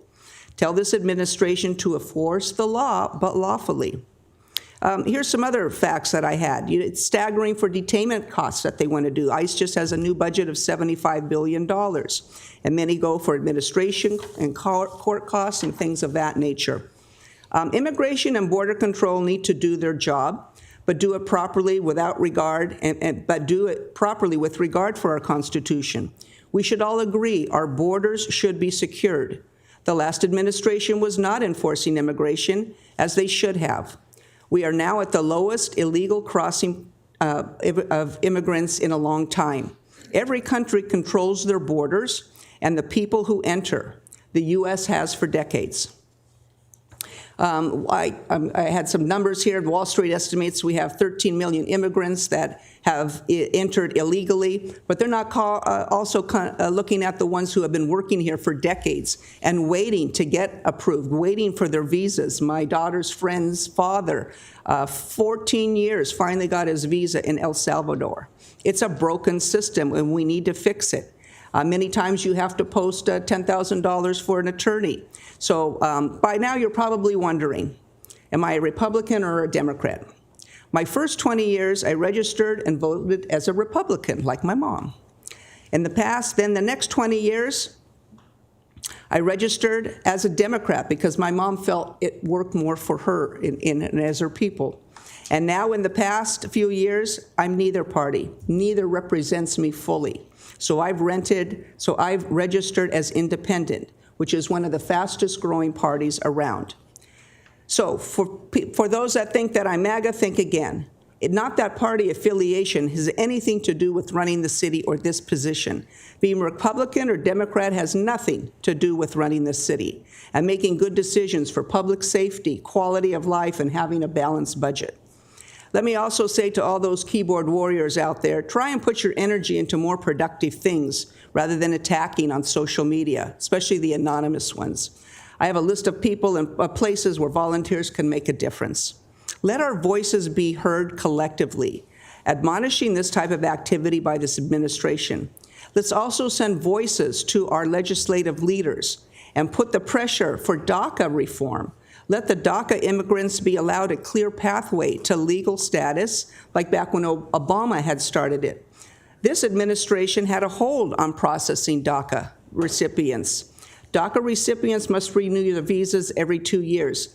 Many of my friends are fearful that they have been working for so many years, came here as children, have the Social Security, pay taxes, and could be deported any time with this administration. Let Congress pass a DREAM Act.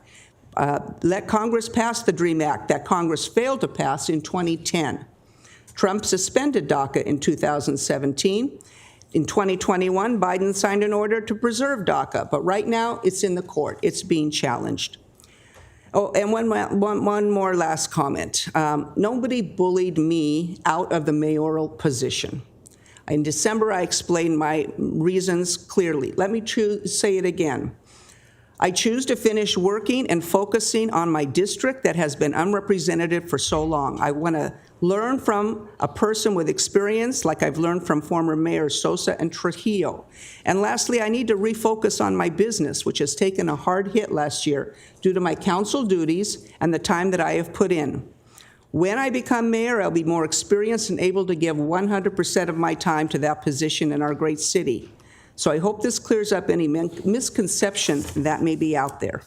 And I hope you get to see a little bit more about me and who I am. I want to focus on city business. Sorry for taking so much time, but I think there were some things that I needed to make clear. Thank you. Thank you, Councilmember Pemberton. Appreciate your comments. Councilmember Trujillo. Thank you. Madam Mayor, if we could add Alex Preti to the adjournment in memory of list. I want to echo Yes. Councilwoman Pemberton's description of that event. So we are limited in what we can do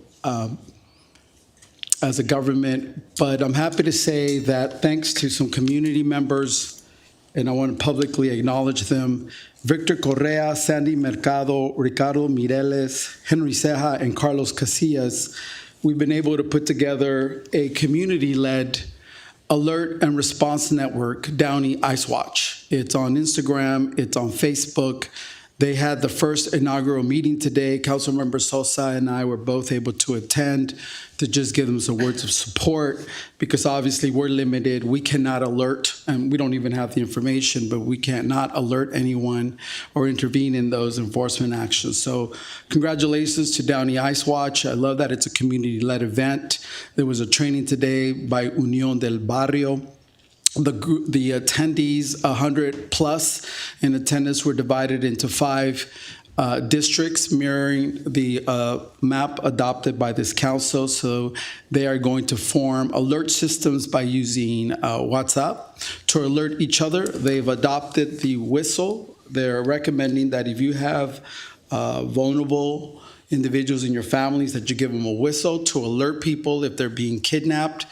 They're asking families to buy these whistles. They're very inexpensive on Amazon, just a whistle. And in your morning walks or anything in those districts, they're going to look out for each other. So I want to congratulate that group for doing that for our community. And they will be meeting regularly and providing training. So if you're interested, please look up Downey Ice Watch on Instagram and Facebook. I also want to thank Louis. Louis is doing an amazing job. I don't know if it's a one-man job, but he is busy. And just the response time, I also use our Downey Connect app, and I open up cases, and there's times when 3 hours later, he's already picked up the item, and I get the notification. So kudos to the city. I think we are one of the cleanest cities in the region, and part of it is because we're so quick to respond. So kudos to the staff under Public Works, especially Louis. The visitors tax, I would like a second for us to have a discussion and to consider whether we're going to put the visitors tax back on the ballot, perhaps in the midterms. So I was hoping that we can get that back on the agenda to see when would be the appropriate time for us to consider that. Can I get a second on putting the visitors tax on the agenda for discussion? Is that the TOP, the TOT? Yes, the transiency tax, they called it last time, for hotels. The hotel users tax. The hotel users tax. I think our choices would be the midterms in 26 or the general in 28. I'll second that to research. Thank you. I did attend a neighborhood watch meeting at Norwalk. I was there. My Public Works committee member, Lisette, invited me. There was numerous staff from Norwalk. I thought it was a Norwalk-led event. I didn't know that Downey had any part in putting that together. But thank you to Norwalk, our neighbor. They had numerous personnel there. And I did get a chance to talk to some of our residents who live in that area that we call the Triangle. It's where Downey meets Norwalk. So thank you, Norwalk, for bringing us together. I had an opportunity to attend a community leaders reception for our new Senate President pro tempore, Monique Limon, who came down from Sacramento. So it was a pleasure to meet her, get her business card so we can get to know her and see how she can assist us, perhaps, along with our state senator, Bob Archuleta. I'm not sure if I brought this to the attention already, but the 105 exit off of Paramount Boulevard, when you exit, the 105 freeway, if you're going eastbound and you exit on Paramount Boulevard, the conditions of Paramount Boulevard south of Gardendale are alarming. The potholes are just humongous, and I realize part of it may have been because of the rains. I took it upon myself. I did reach out to Mayor Joshua Barone from Southgate, but I'd like to see if maybe the city could write an email so they have a document that sometimes when we speak with our neighboring representatives, they may not write something down or the message. Sure. Yeah, if they could, and it might be a Caltrans issue. I don't know, but I was hoping we could work on that area. We'll go ahead and check it out. It looks like it could be Caltrans, it could be Southgate. We'll go back and check and see. I just want to add, it's the same thing on the border of Southgate off of Stewart and Gray. There's a clear distinction on the road quality on the border of Southgate and Downey. Same thing. Coming from Garfield, going eastbound on Stewart and Gray. Yes. And the last item, I'm hoping I get a second, is I would like this council to have a frank discussion about our participation in NALEO. I've asked staff to present the numbers of what we're spending to be members of this organization that has a national platform, and we know the mayor is the president of. My knowledge of NALEO is that it's a national group of bipartisan elected officials, Latinos, whose primary mission statement for NALEO is in the area of voting rights and immigration reform. I think in those areas, we may not agree as a council on those issues, and now our participation in that organization has made its way into these chambers because our council, our mayor is the president. I echo my positions that I think NALEO is not doing enough on the issue of immigration reform. These last 2 weeks, there was a statement put out by the executive director, but nothing from the board. And nothing in the area of voting rights has come out of NALEO in the last year that I know of, or even a specific demand for immigration reform. Our mayor has said it that neither the previous administration or this administration seem like they're going to do anything for immigration reform. So I don't see the benefit then, if by her own words, there's not much that even NALEO can do. It's almost like the most we can get from them is thoughts and prayers. I could get thoughts and prayers for free from Father Downey down at OPH. So I want us to have a discussion about our participation in NALEO. The spread between our expenditures and revenues is tight, and I put about $20,000 every year we're spending on being part of this organization that at least during this time, it seems can't do anything for us. So as a steward of the taxpayers' money in the city, I would like us to consider exiting that group and using that money perhaps to spay and neuter cats. I see that would be more direct benefit. So if I'm asking for a second for us to agendize a discussion and for us to have a frank discussion about our participation in this group, NALEO. Can I have a second? See no second, that will make it to the agenda. I think that concludes my items, Madam Mayor. Thank you. Thank you, Councilmember Trujillo. Appreciate that. Moving on, I would like to thank those of you that are remaining here with us tonight, and I want to thank the staff for working hard and diligently on behalf of the residents of this community. I participated also with my colleagues in the homeless count last week, and also there was a meeting on the Veterans Match app, and this is combined with the Veterans Reintegration Center. What we saw was the nation's first live demonstration that will match veterans coming back to civilian life and match them to workforce solutions.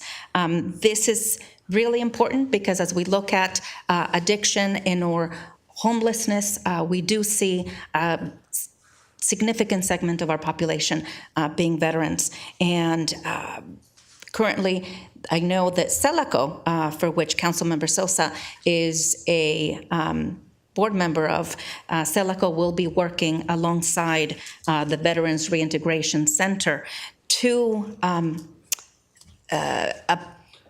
get this new Veterans Match app and get veterans registered and get them that work, back to work skills they need. What I would like to ask, I have several asks tonight, and one is a study on having a crosswalk along Florence Boulevard that between Arrington and Vultee. I know that the stoplight there's a long block, but I do see many people crossing right in the middle of Florence because of the apartments that are on both sides of the avenue. And a couple of times I've seen near misses of people almost getting hit. And so we need to really consider that.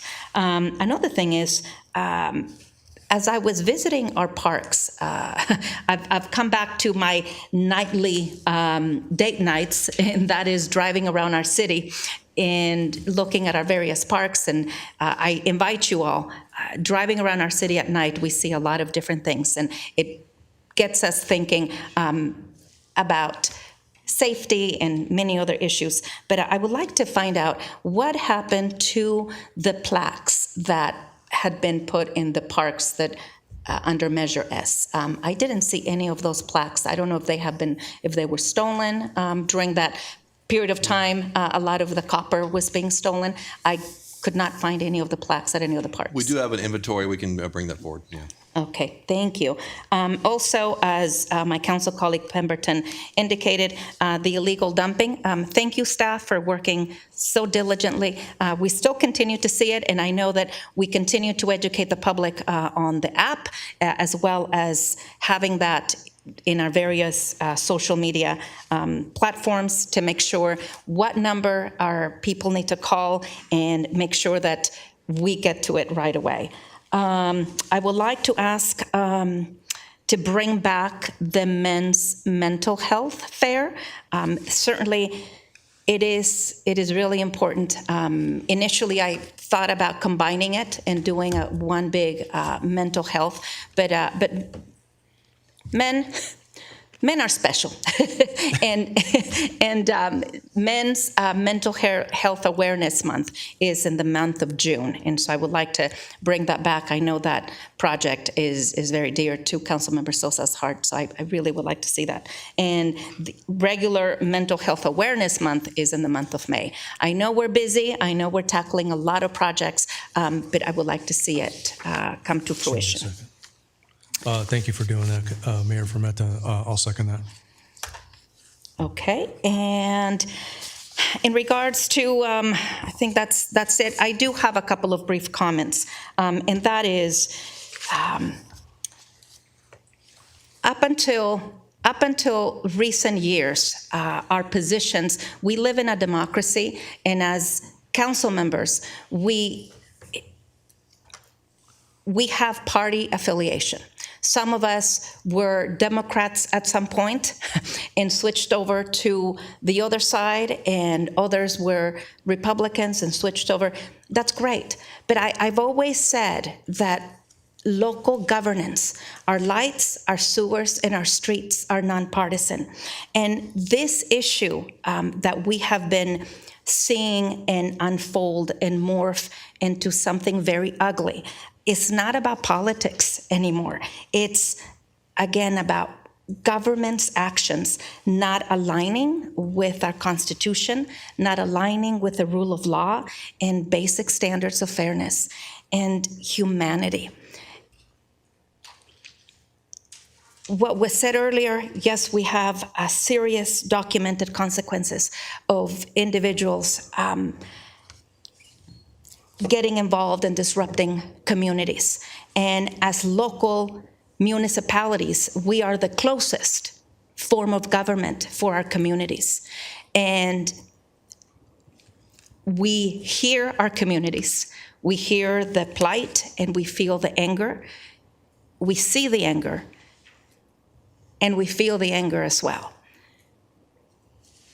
I want you to know that we will continue as a community. I am very glad to see there is a community-led program, and I will continue to encourage people to video. I know that there are classes now to become legal documenters of events.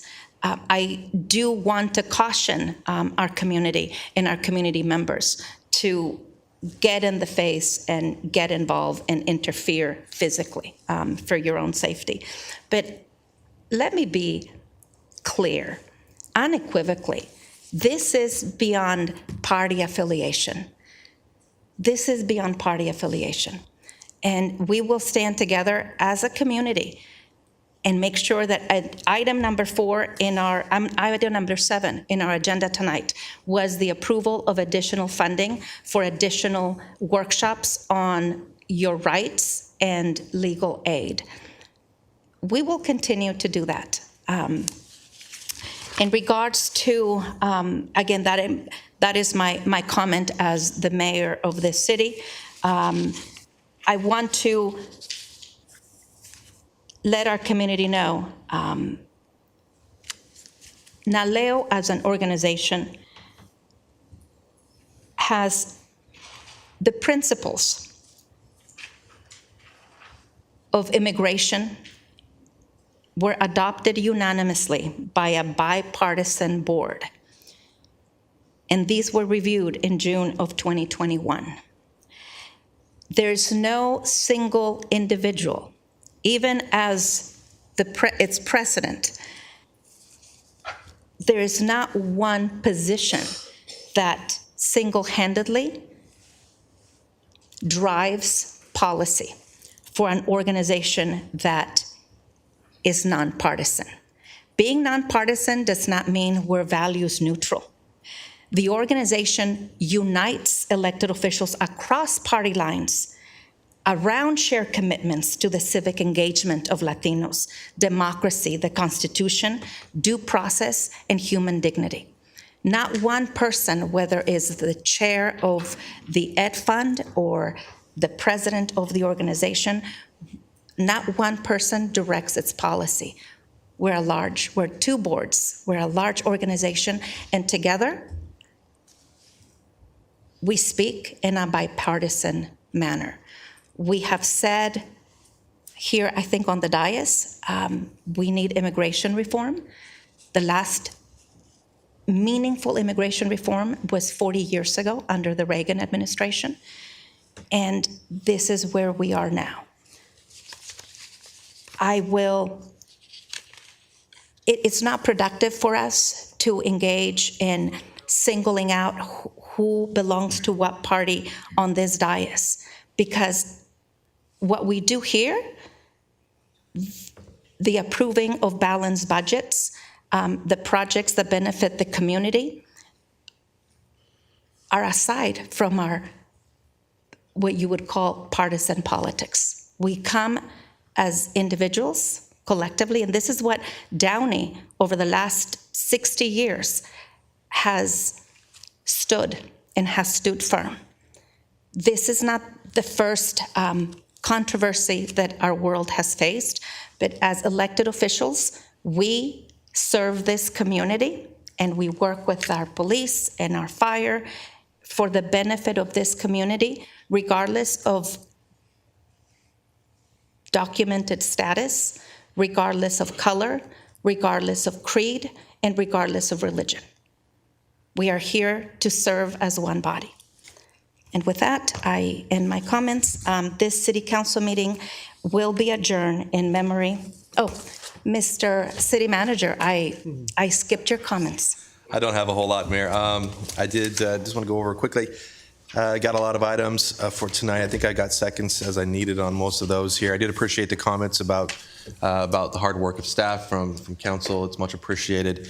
We have a pretty solid team here, and I want to say thank you to them for all the hard work that we put in, and appreciate the comment, Mayor, about the number of activities and things that we have. It is going to be a busy year. We may have to have some conversations at some point about what we can and can't accomplish, but happy to bring these items back to you guys for consideration and move these things forward. And I think it's going to be a very, I think it's going to be an awesome year. 2026, I think, has a lot ahead, and I'm pretty excited for all the things that we're going to be bringing forward. So please stay tuned. We have some good stuff's coming. Yes, thank you. Thank you, City Manager. And at this time, this meeting will be adjourned in memory of ICU nurse, Mr. Pretty, and Downey resident, Jose Moreno, who lost his life tragically in Downey this morning. Also, the Apollo 1 astronauts, the STS-51L Challenger Space Shuttle crew, and the STS-107 Columbia Space Shuttle crew. A moment of silence, please.